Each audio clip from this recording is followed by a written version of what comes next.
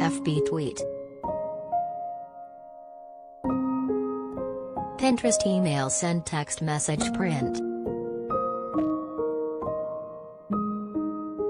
Prince William is addressing the growing calls for change in the Caribbean as he and Kate Middleton wrap their week-long tour in the region.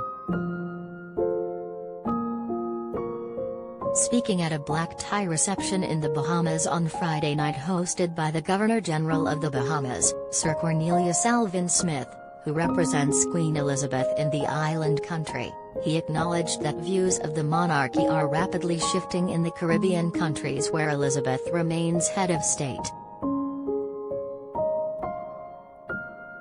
With Jamaica celebrating 60 years of independence this year, and Belize celebrating 40 years of independence last year, I want to say this: we support with pride and respect your decisions about your future, he said. Relationships evolve.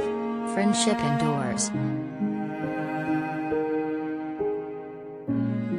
Ahead of the couple's arrival in Belize, a protest over indigenous land rights forced them to cancel one of their first outings. And in Jamaica, they faced calls for reparations and for the Queen to be dropped as head of state from Jamaica. Last November, Barbados cut ties with the Queen and swore in its first president. The royals always say that any potential change in the constitutional relationship is a matter for the government and people of the realms. But the couple have seen and heard what's been said over the last 7 days during their time in the Caribbean, and a royal source says they both felt that it was important for William to reflect on it this evening. William also used his speech to share childhood memories of his time in the Bahamas with Mom Princess Diana, as well as other family reminiscences. I came here with my mother as a child, he said.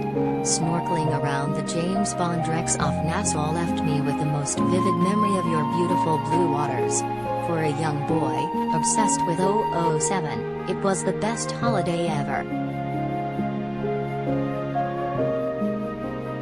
He noted that his grandmother, Queen Elizabeth, 95, who celebrates her Platinum Jubilee marking 70 years on the throne this year, has fond memories of her many visits here to the Bahamas, adding, "From speaking to people today, including lots of excited school children across the family islands this morning, it is touching to see your deep admiration for the Queen and her 70 years of dedicated service to the Commonwealth." He also spoke poignantly about his grandfather, Prince Philip, who died last April at age 99. "I know as well that my grandfather, the Duke of Edinburgh, had a soft spot for the Bahamas," he said. "Catherine and I were thinking about him today as we celebrated the return of sloop sailing here by racing off Montague Beach. He would have been in his element."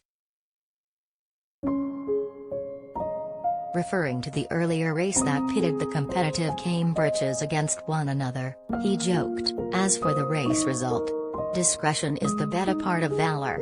Particularly if you have won, and your wife has come last." Praising the country's call to action on climate change, he noted that one of the winners of his inaugural Earthshot Prize, Coral Vita, is based in the Bahamas. The couple will be visiting Coral Vita on Saturday, the last day of the tour. "Their work is inspiring and reminds us that a healthier, happier world is entirely within reach," William said. Before concluding the speech, William noted that he and Kate hope to return soon, with children Prince George, 8, Princess Charlotte, who turns 7 on May 2nd, and Prince Louis, who turns 4 on April 23rd.